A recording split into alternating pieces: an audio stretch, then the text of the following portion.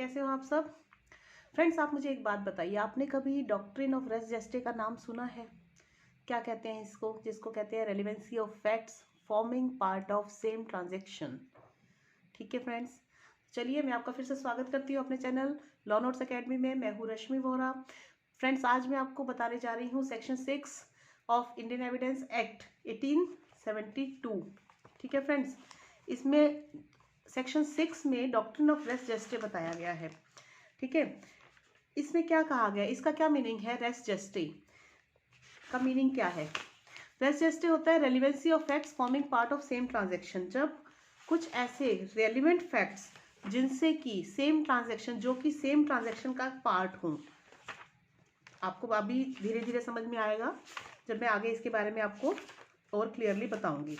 ठीक है, तो बड़े ध्यान से सुनते जाइएगा क्या होता है doctrine of res gestae. It is very important topic in the evidence act. तो मोस्टली ये क्वेश्चन 10 मार्क्स में आता है, 4 में कम ही आता है क्योंकि थोड़ा सा लेंथी हो जाता है 10 मार्क्स के लिए, लेकिन 20 मार्क्स के लिए नहीं होता ये। तो please listen it carefully. We are starting our section 6 Indian evidence Act doctrine of res gestae. Res gestae का मतलब होता है इंडियन एविडेंस एक्ट 1872 में बताया गया है, ले डाउन किया है provision, lay down the provision relating to the doctrine of res gestae or relevancy of fact forming part of same transaction. It runs as follows. ये कैसे चलता है, इसमें क्या कहा गया है, ये मैं आपको अब बताती हूँ आगे। देखिए, facts which though not in issue, facts वो facts मतलब इनमें कहा गया है कि तथ्य जो कि इशू में नहीं होते, are so connected with a fact in issue, जो कि तथ्य खुद नहीं है, ऐसे फैक्ट जो कि इशू में नहीं है, डायरेक्टली नहीं है, लेकिन वो कनेक्टेड है फैक्ट इन इशू के साथ। फैक्ट इन इशू किसको कहा जाता है? जो किसी बात पे इशू बना है उसका तथ्य। केस के अंदर अगर एक दो पार्टियों के बीच में अगर कोई डिस्प्यूट है तो उसको फैक्ट इन इशू बोला जाता है। किस बात पे केस किया गया, जिस बात पे, that is called fact in issue. मतलब आपके इशू क्या है, आपकी प्रॉब्लम क्या है। ठीक है, तो उससे रिलेटेड तथ्य नहीं होता, लेकिन फैक्ट मेन तथ्य वो नहीं है, दो नॉट इन इशू, वो तथ्य जो इशू में नहीं है, मतलब मेन प्रॉब्लम नहीं है, लेकिन मेन प्रॉब्लम के साथ जुड़े हुए हैं, सो कनेक्टेड। ठीक है, as to form part of same transaction, मतलब अगर कुछ ऐसा हुआ है तो इसके साथ में उसकी रेलिवेंसी देखी जाएगी कि ये फैक्ट इन इशू के साथ कहीं ना कहीं जुड़े हुए हैं, किसी न किसी रूप में जुड़े हुए हैं, जिससे कि सेम ट्रांजैक्शन बन रही है। ट्रांजैक्शन का मतलब सेम उसी कहानी का एक हिस्सा समझ लीजिए। ठीक है, आर रेलिवेंट की जो कि रेलिवेंट है, एक दूसरे से किसी न किसी तरह जुड़े हुए हैं। Whether they awkward at the same time, चाहे वो सेम समय पर हुए हो, सेम जगह पर हुए हो, या अलग समय और अलग जगह पर हुए हो, लेकिन उसी केस से रिलेटेड हुए हैं, तो उसको इसीलिए फैक्ट इन इश्यू के साथ कनेक्टेड बोला जाता है। ऐसे फैक्ट, ऐसे तथ्यों को, समझ आया? एग्जाम्पल बताती हूँ, एग्जाम्पल से आपको शायद जल्दी समझ में आ जाएगा। देखिए इसमें क्या कहा गया एग्जाम्पल के अंदर, A is accuse of murder of B. A जो है बी के मर्डर का एक्यूज है, मतलब उसको अपराधी माना गया है। अभी अभी उसके ऊपर अपराध साबित नहीं हुआ, लेकिन केस चल रहा है कि ए ने बी को मारा बाय बीटिंग हिम, मतलब उसकी इतनी पिटाई की कि वो मर गया B. Whatever was said और डन बाय ए और बी और bystanders at the beating, मतलब क्या कहा गया, उन दोनों के बीच में आपस में क्या बात हुई, या देखने वाले जो आपस में आमने सामने थे उसको मारते समय देखने वालों ने क्या कहा। सो शॉर्टली बिफोर और after it as to form, मतलब सो शॉर्टली बिफोर और आफ्टर, मतलब उसके मरने से पहले या जब वो मार रहा था उससे पहले और बाद में क्या बोला उन्होंने आपस में। मरने से पहले दोनों ने आपस में बात की होगी कुछ ना कुछ, और मरने के बाद में अगर ए ने कुछ बोला उसको मारने के बाद में, तो वो सारी बातें, ठीक है, फॉर्म करेंगी पार्ट ऑफ ट्रांजैक्शन, मतलब उसके मर्डर से रिलेटेड हो गई सारी बातें। क्या पता उनके बीच में कोई डिस्प्यूट हुआ हो, पैसे को लेके, किसी और बात को लेके कोई डिस्प्यूट हुआ जिसकी वजह से उनका झगड़ा हो गया। झगड़ा होने के बाद उसने ए ने बी को इतना मारा कि वो मर गया। तो उनका जो झगड़ा हुआ, जो उन्होंने बातें बोली, ठीक है, वो सारी बातें अगर किसी ने सुनी है, अगर रोड पे है, कहीं ओपन एरिया में है, पब्लिक प्लेस पे ऐसा हुआ है, तो जो भी आई विटनेस है, पब्लिक प्लेस में नहीं भी हुआ फिर भी कहीं ना कहीं ऐसा कोई ना कोई विटनेस हो जाता है जो देख के बता देता है कि हाँ इन्होंने ऐसा किया था, तो वो सेम ट्रांजैक्शन का पार्ट मानी जाएंगी कि भाई उससे पहले क्या पता उन्होंने फोन पे एक दूसरे को बुलाया हो, फोन पे बोला हो कि आओ इधर मेरे को तुमसे मिलना है, फिर फोन पे उन्होंने कुछ बोला हो, घर में वो बता के गए कि उसने मुझे बुलाया है भाई इस काम के लिए, पैसे देने लेने के लिए बुलाया है या कोई बात करने के लिए बुलाया है जरूरी। तो वो जो बातें हैं जो फोन पे हुई या कुछ है, वो इस मर्डर की ट्रांजैक्शन का एक हिस्सा मानी जाती है। जब पुलिस इन्वेस्टिगेशन करती है तो वो ये सारे तथ्यों को देखती है कि ऐसा होने से पहले क्या हुआ, ऐसा क्या हुआ जो ऐसा हो गया, मर्डर हो गया। तो ये सारे के सारे रेलिवेंट फैक्ट माने जाते हैं। ठीक है फ्रेंड्स, तो जो द टर्म सेम ट्रांजैक्शन है, सेम ट्रांजैक्शन का मीनिंग अंडर सेक्शन 6 में डिफाइन नहीं किया गया है। ठीक है, under section 6 has not been defined in the Indian evidence act, but the principle underlying section 6, जो प्रिंसिपल्स हैं जो सेक्शन 6 को अंडरलाइन करते हैं, वो बोलते हैं following in sometimes termed as res gestae. तो उनको कई बार रेस जस्टे बोल दिया जाता है। ठीक है, सेम ट्रांजैक्शंस को। तो अब रेस जस्टे से मैं आपको बताती हूँ, इसका मीनिंग आपको अभी क्लियर हो जाएगा। ठीक है फ्रेंड्स, रेस जस्टे का मीनिंग क्या है? Res gestae, the doctrine of res gestae is borrowed from English law and incorporated in section 6 of the Indian evidence act. मतलब रेस जस्टे जो वर्ड है वो बोरो किया गया है इंग्लिश लॉ से एंड इनकॉर्पोरेट कर दिया गया सेक्शन 6 के अंदर, इंडियन एविडेंस एक्ट के सेक्शन 6 में उसको जोड़ दिया गया। तो वो क्या कहता है सेक्शन 6 में रेस जस्टे, देखिए इसमें बोला गया है the term res gestae is a Latin word, ये लैटिन वर्ड है, विच मीन्स, इसका मतलब है थिंग, रेस का मतलब है thing, and the expression res gestae, gestae का मीनिंग हो गया, रेस जस्टे का literally means the thing done, मतलब काम हो गया, कोई चीज हो गई। A subject matter, a transaction और essential circumstances surrounding the subject, कोई भी subject matter, the thing done या थिंग कुछ काम हो गया, कोई सब्जेक्ट मैटर है या ट्रांजेक्शन है, कोई भी ट्रांजेक्शन है या एसेंशियल सर्कमस्टांसिस हैं सराउंडिंग द सब्जेक्ट, जो उस सब्जेक्ट के आसपास से हैं, उससे रिलेटेड है, वो हो गए, मतलब काम हो गया। In law of evidence, law of evidence में इसको बोला जाता है कि कोई thing done including words spoken, मतलब कोई काम हो गया, उसके अंदर क्या क्या इंक्लूड होगा, कुछ वर्ड्स बोले गए हैं, word spoken framing part of the same transaction, अगर कुछ बातें बोली गई हैं तो वो बातें भी इसमें पार्ट ही मानी जाएंगी उस ट्रांजेक्शन का, कि अगर कुछ मर्डर हुआ है तो मर्डर से पहले जो बातें हुई उनकी आपस में, या क्या पता उसने धमकाया हो, या उसने किसी ने ए ने बी को धमकाया हो कुछ कि तू मेरे को दे दे नहीं तो मैं मार डालूंगा, तेरे को छोड़ूंगा नहीं, तो ये बातें जो वर्ड स्पोकन जो कुछ बोले गए हैं वो भी उस मर्डर का हिस्सा माने जाएंगे कि उससे मारने से पहले, झगड़े से पहले उसने ये बातें उसको बोली थी। ठीक है, तो this is a fact story behind every case, मतलब यही फैक्ट या तथ्य जो होता है कहानी के पीछे का यही होता है कि before the court of law, court के सामने यही तथ्य दिखाए जाते हैं, बताए जाते हैं कि ये ऐसा ऐसा हुआ था।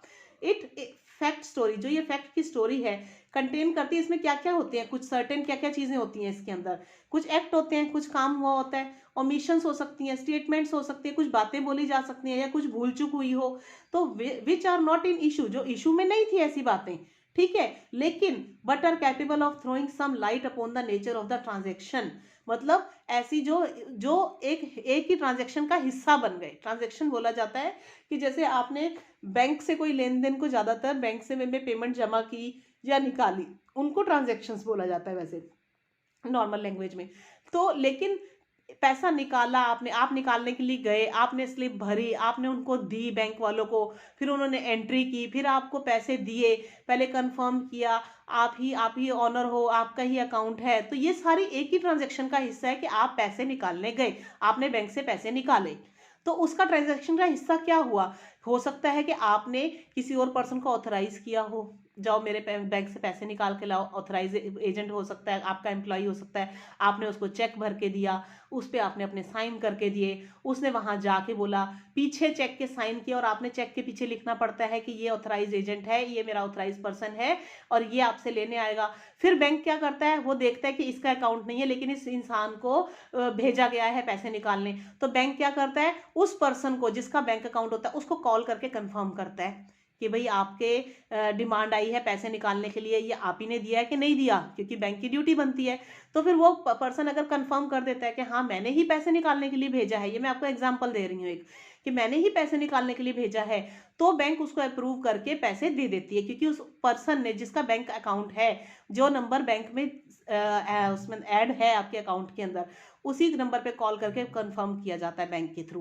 तो ये सारे एक पैसे निकालने की एक ट्रांजैक्शन का हिस्सा है सारी की सारी बातें। तो these are the relevant facts या these are the relevant things which happen with that particular subject matter. Particular subject matter क्या था कि आपने पैसे विड्रॉ किए बैंक से, ठीक है, कैसे किए, किसके थ्रू किए, कौन से मोड से किए, मोड हो गया ना, चेक के थ्रू आपने विड्रॉ करवाए, फिर बैंक ने कॉल किया, तो these are the all parts of same transaction.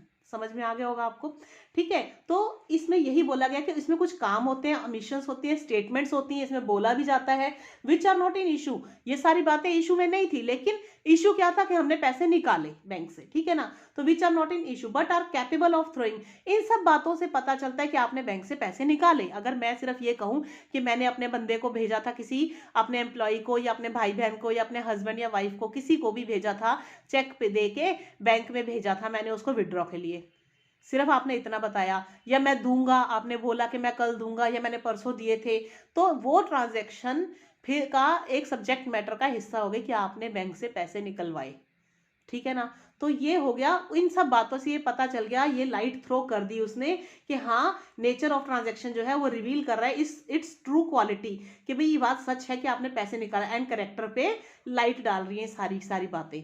ये एक एग्जाम्पल दिया मैंने आपको कि भाई ये सारे एक ट्रांजैक्शन का हिस्सा है, ठीक है, जिससे कि सच पता चलता है। सच एक्ट्स एमिशन, वो सारी बातें या ओमिशन जो काम किया गया है, statements part of the same transaction का है इन इशू, जो इशू में सेम ट्रांजैक्शन, सेम बात है, ट्रांजैक्शन है इशू में कि भी पैसे निकाले गए, तो उसका हिस्सा क्या है, सारे के सारे यही बातें जो भी अभी मैंने आपको बताई एक चेक से पेमेंट निकालने के लिए, ठीक है, and are allowed to be proved. और ये सारी बातें अलाउड होती हैं प्रूव करने के लिए। अगर कोर्ट में ऐसा कुछ आपका केस है तो आप ये सारी उससे मिलती जुलती उससे साथ जुड़ी हुई बातें आप कोर्ट में पेश कर सकते हैं, ठीक है। अब डेफिनेशन क्या है इसकी, डॉक्ट्रिन ऑफ रेस जस्टिस की।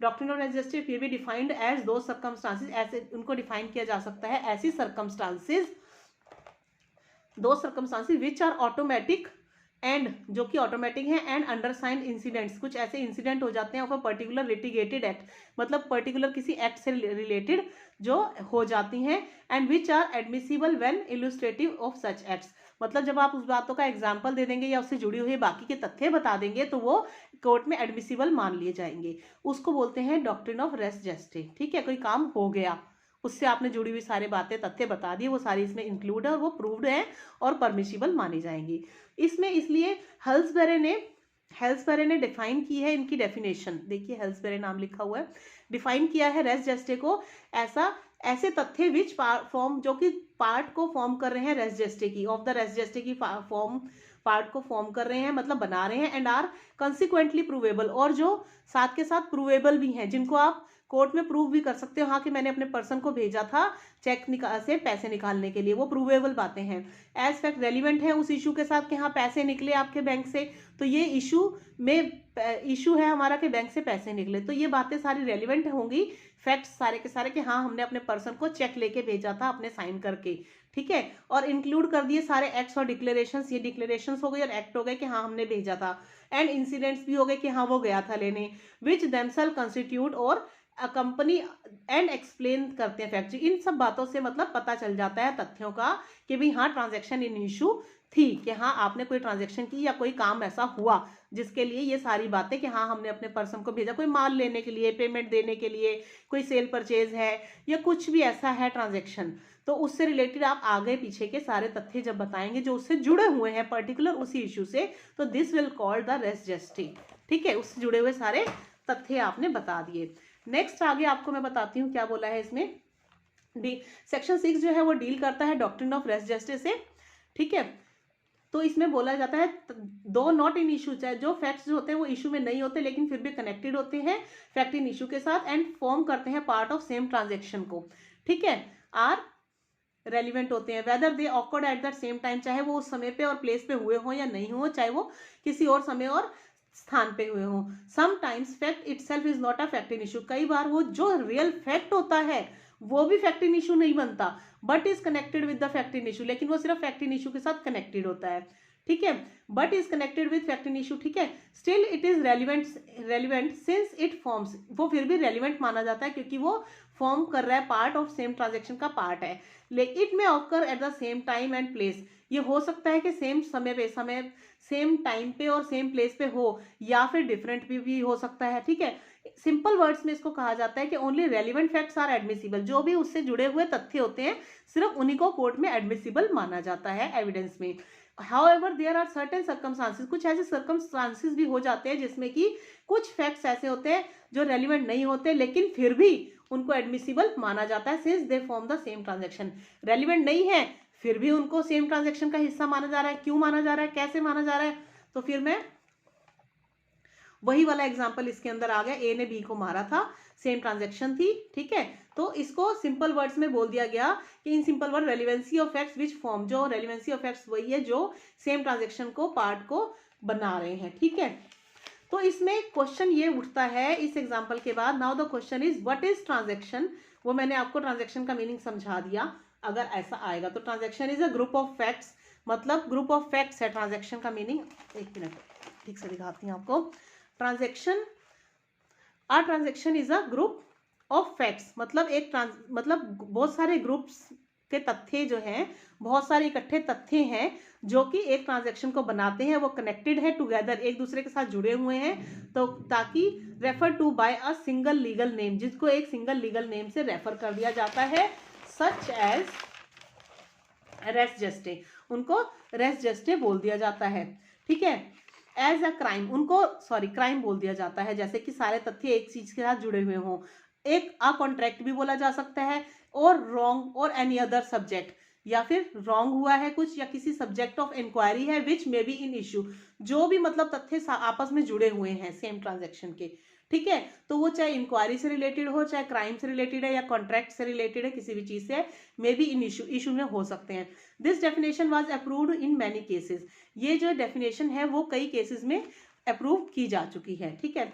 विच while applying the principle of res gestae, जब रेस जस्टिस का प्रिंसिपल अप्लाई किया जाता है तो क्या होता है, द कोर्ट जो है are very rigid and cautious होते हैं।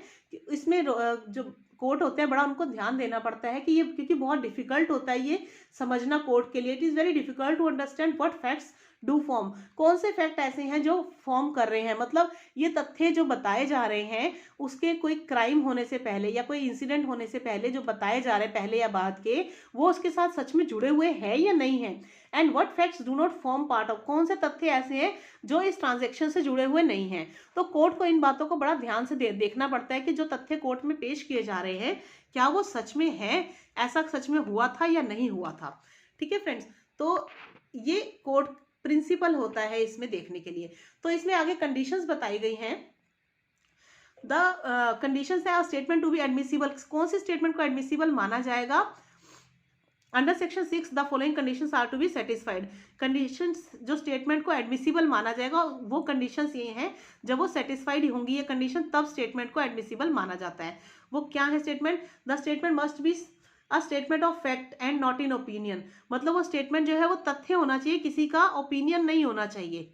कोई कहे कि हाँ मैं ये मानता हूँ ऐसा होना चाहिए, ऐसा नहीं है, वो सच में फैक्ट से रिलेटेड स्टेटमेंट होनी चाहिए। मतलब सच में ही कोई कहे कि हाँ मुझे ऐसा लगा था कि उसने ऐसा कहा था, तो ये बात नहीं मानी जाएगी, कोर्ट के अंदर एडमिसिबल नहीं होगी। माना था आप किसी, आपको ऐसे लग रहा है कि ऐसा हुआ होगा, ऐसा नहीं, सच में ये बात बोली हुई होनी चाहिए कि मैं तुम्हें मार दूंगा, किसी ने बोला हो और वो सच में मार दिया हो उसी पर्सन ने, तो उसको तथ्य सच में माना जाएगा। सेकंड में बोला था that statement must have been made by a participant और विटनेस ऑफ द ट्रांजेक्शन, मतलब वो स्टेटमेंट जो है कौन देगा, पार्टिसिपेंट, जिसने कि जो भी मारा है, मर्डर किया है या कोई भी क्राइम का जो पार्टी है मेन, ठीक है, और विटनेस ऑफ द ट्रांजेक्शन, जो जिसने उसको सेम अपने सामने होते हुए देखा, उनकी स्टेटमेंट ही मानी जाएगी और किसी की स्टेटमेंट नहीं मानी जाएगी। थर्ड बोला जाता है कि ऐसी statement, the statement made by the bystanders, मतलब जिन्होंने अपने सामने होते हुए देखा, इज एडमिसिबल, जिनके सामने क्राइम हुआ, आई विटनेस समझ लीजिए। तो अगर जिनके सामने ऐसा हुआ है तो उनके स्टेटमेंट को माना जाएगा if he was present at the scene of the offence, अगर वो सीन पे प्रेजेंट थे, ऑफेंस जहां पे हुआ उसके सीन पे सामने उन्होंने देखा, तो जो उन्होंने देखा वो आई विटनेस है, उनकी बात को मानना जाएगा कि हाँ आपने देखा, आपके सामने ये क्राइम हुआ या ऑफेंस हुआ। ठीक है, नेक्स्ट बोला जाता है द स्टेटमेंट मस्ट एक्सप्लेन। वो स्टेटमेंट जो है, ये एसटीटी मैंने स्टेटमेंट का शॉर्ट में लिखती हूँ, मस्ट एक्सप्लेन। वो स्टेटमेंट से ये पता चलना चाहिए, एक्सप्लेन होना चाहिए, इलुसिडेट होना चाहिए, या और करेक्टराइज होना चाहिए the incident in the same manner. जो स्टेटमेंट दी जा रही है वो बिल्कुल वैसी की वैसी ही सेम होनी चाहिए जैसा कि इंसिडेंट में हुआ है, जैसा कि ऑफेंस के अंदर हुआ है।